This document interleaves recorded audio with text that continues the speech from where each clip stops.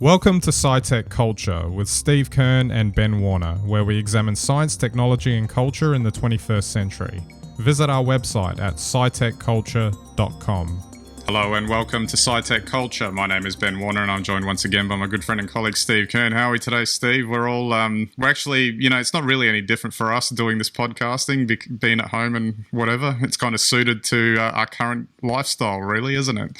Well, that's right. I mean, I'm working from home and I'm also at a secret location down by the beach somewhere. So, I've got the best of all worlds. Oh, well, just as long as you don't go on the beach, because police might escort you off in some cases. Not quite as bad as Sydney here. There are a lot of people down at the beach this morning, walking dogs, walking around, enjoying a little bit of sunshine, and all socially distanced. It was perfect. That's what we like. So we'll, before we go on to discussing coronavirus again as our main topic, just wanted to do a bit of a sidebar. There still seems to be some slight other news that's happening. We got a nice tech story in the sense that Apple's found time to release new products in the midst of all this, new iPad, new MacBook and new Mac Mini, and released a new version of iOS that's got mouse support, which is actually the thing that caught my attention the most out of all of that, because I've had the chance to play around with this for about a week now, and although it's not implemented in the same way as it would be on a standard Mac or a PC or whatever, effectively you can use a mouse with your iPad now. It's got a round cursor. It when you move it over different parts of the screen where you would be tapping things, it contextualizes itself, so it'll change. So if you're if you go over text, it turns into a line cursor, or if you hover over an app icon, it makes it go into shadow, so you can tell that you're over it. And that sounds like it might be convoluted, but it actually works really well. And despite a little bit more implementation, so it probably needs third-party apps to be updated for it, etc., I actually think it makes the case that it could effectively replace a laptop if you're only doing writing, emailing, and all that sort of thing, and you get the benefit of all the iOS experience. So it's easier to get access to content, for instance, on an iPad, I think, than on a laptop, even though it's not that difficult. But it's interesting, because I've had that whinge about the butterfly keyboard on my Mac and wanting to get it replaced, and I'm just starting to think now that with just that one implementation that they've put in with the mouse support, I don't need to do that now. I can just use the iPad to do all that stuff. Wow, that's interesting. The thing that's just occurred to me is that I actually probably haven't used an iPad for about 3 or 4 months. I mean, primarily, I can't get them out of the kids' hands, and then after that, I've got a fairly good setup with my HP foldable 360 laptop. But I used to type on the iPad, and I used to type my blog on there. I'm very curious, Ben. So obviously, it's a wireless mouse. Where do you put the mouse when you're using your iPad? Well, because, if it's sitting on your lap, where does the mouse go? And you're on the lounge, where does the mouse go? Well, ultimately, you can only really use the setup when you're sitting at a table or a desk or something like that. So that's professional sort of usage. Absolutely, yeah. So I found in just that particular setup that I was using it effectively like a laptop. It didn't start to not feel like an iPad anymore. The interesting thing is that they're releasing an accessory in May which has a combined keyboard and trackpad in the case. I think there's that the Apple one, costs $1 gazillion as it usually does, but the third party makers are making theirs as well with the trackpad installed. So effectively you could walk around just with your iPad in that case in one unit, just like a laptop is, I guess, and it would be fairly versatile in that respect. I think it's actually a fairly significant step forward for them, because I think it actually wipes out the reason for a lot of people to have a laptop now. I was going to say that. I mean, it sounds, and I know they've just released a new AirBook, but which is effectively, I understand from the hardware and the chipset in there, it's effectively an iPad anyway with a lid. It's just a question of what you prefer to use or what you think is the best to use. And for me, because of not to say that it's underpowered, the new MacBook Air, but it's just that to go to the extent of using a laptop, you would probably be starting to use things like Final Cut or Logic or something a bit more Photoshop or something, in which case you'd probably want to get the MacBook Pro in that instance. So it would be interesting to know what the use case is for that Air, because like I said, I would think the iPad's better usage for emailing, writing, and all sorts of other stuff. Well, maybe as a bit of a segue, what the iPad Air is perfect for is working from home, sitting on the lounge and browsing or watching videos instead of doing any work. Yeah, exactly. Get yourself nice and distracted during your home-based work. The occasional email and job done. Yeah, absolutely. The one last point I wanted to make on that is that that support is available to any iPad that can take the latest update as well. So it's not just restricted to iPad Pros or whatever. So anyone can turn their, I guess, iPad that can take this update into something that's more closer to a laptop now, which I think that's a fairly big concession for them, because they tend to be quite draconian in saying what you can and can't do with your devices.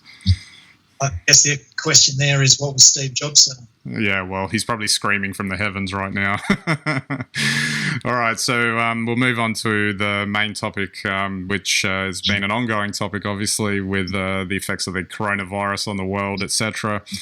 Just wanted to touch on the fact that you can really tell the messaging that's come out, especially in Australia, obviously being our experience, that you just don't see anyone around anymore. I can look out the window and it's you might see two people out there going through.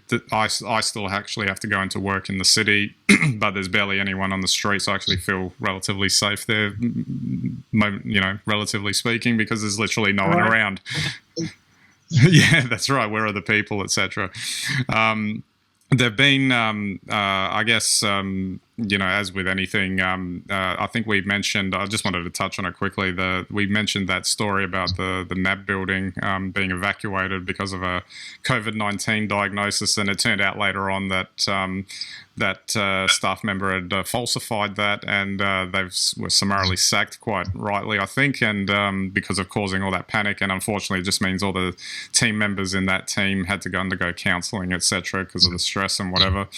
And it just, that combined with a couple of other stupid examples of behaviour, the Bondi Beach thing. Then there was the thing here in Melbourne with St Kilda, people populating the beach yesterday, even as late as yesterday, and also that story of there was two other stories I read of people returning from the States. There was a couple that had attended a trip and had contracted in the States and then brought it back and then didn't self-isolate and then spread it to some other people.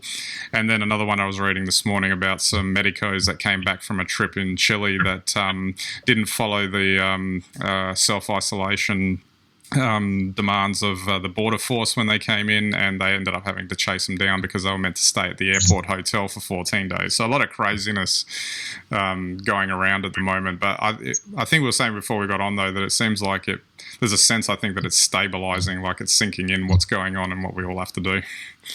Yeah, well, that's the good news. I think people are understanding the warnings, but it's really easy to drop your guard. It's really easy to forget.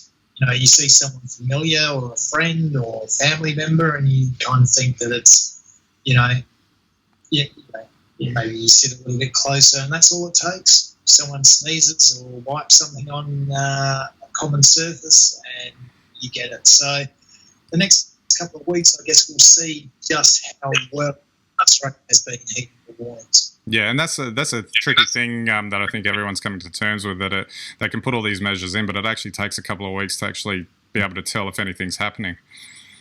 That's right. And I think from that, what we'll see is that, you've got effectively from this a couple of weeks to work out, whether or not we have to go harder in Australia or whether or not we can just keep going with this high level of restriction. All right, I guess the question now turns out, like, there was an interesting discussion, or I guess that's been, worked on at the moment by many, I guess, who are trying to figure out the best case scenarios with this and how to implement things or whatever.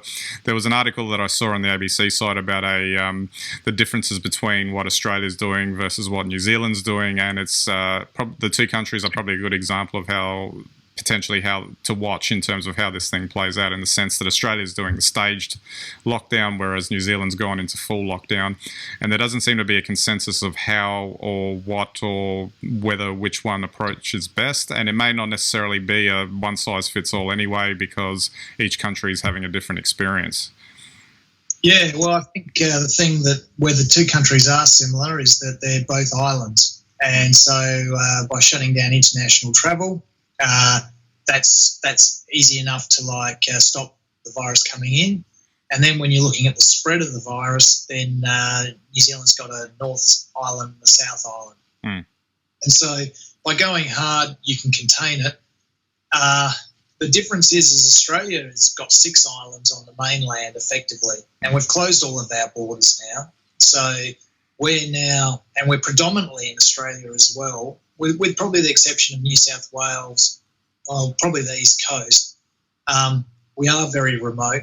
New Zealand, certainly the North Island, is more like you would find in Europe, and probably you could argue that New South Wales, to a large extent, with the population concentrations, are similar in that it can spread literally through millions of people, whereas in South Australia, it's got 1 million people or so.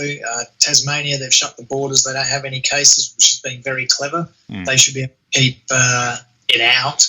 But New Zealand has gone hard. There's no doubt about that. But the reality might be that they still have to have restrictions as long as we do anyway. I think it's a faint hope that just by going hard you can really defeat it, because if you come out too early, all it takes is one case and you'll be back here again in 3 months. And that's the thing, the old flare-up issue, which may happen regardless of what ends up happening, because you just don't know what's being contained. Well, the one thing that I had this conversation during the week, and basically the end game, we know what it is. So you need 2 to 3 weeks of no new cases, and then you add 2 to 3 weeks on top of that afterwards. So before you're clear, pardon me, it's not the virus. So effectively you're looking at 5 weeks to come out of this, whether you're hard or whether you're more moderate on your restrictions. Yeah, absolutely. Just also wanted to touch on some overseas news. Obviously, there was the case of some high-profile people, Prince Charles and Boris Johnson, getting it, which kind of rams the point home, I guess. And I guess the irony being it was his health minister and chief medical officer that got it as well in the UK, as it happens. But apart from everyone's talked about how bad Italy is, and obviously it's quite bad there, but the States is where we're looking at in terms of how potentially bad it could get, because their case numbers are skyrocketing and it's not looking good, and it'll be interesting to see how they handle it. Well, just as an observer, I can't really tell how bad it is in the States, except it's bad. I mean, there's no question about that, but a lot of the data we get is really sketchy. We hear about India going into a lockdown, and apparently they're very good at lockdowns because they experience, pandemics generally. I heard Indonesia was very bad about a week ago, but I haven't heard anything since. So at least with the US, we can see what's happening, but I really hope that they manage to get the numbers down. And we do know that once it really starts to skyrocket, the number of infections really take off, then the only way is total lockdown. Absolutely. All right, Steve, we might wrap it up there, and we'll probably check in again next week to see how all this is travelling. Because the other thing to point out in this entire thing is just how quickly things change, even day by day with this particular. I mean, think about our last 2 episodes and where we were, and now where we are, and who knows where we'll be in the next few weeks. Hopefully, if we do everything right and listen to what we're being told, hopefully we can put an end to this as soon as possible. Yeah, absolutely. All right, so don't forget to check out our website, scitechculture.com. You can get all of our links and content there. Subscribe to our Vimeo, YouTube channels, and our RSS feeds, and listen to us on any and all of your devices, or watch us, depending on what you prefer. And we greatly appreciate your visit to our website. All right, so that's it for this episode. We'll catch you next time.